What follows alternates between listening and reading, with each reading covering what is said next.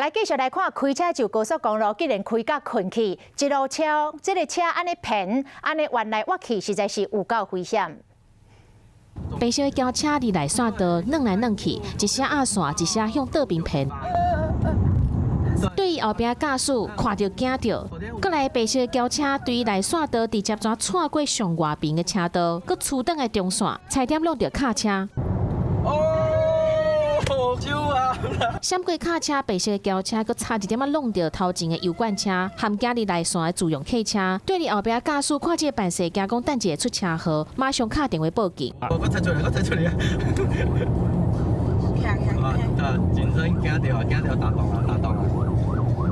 警方表示，白色轿车的驾驶毋是啉烧酒醉，是伤忝啊，才安尼。驾驶人是因为有点精神不济。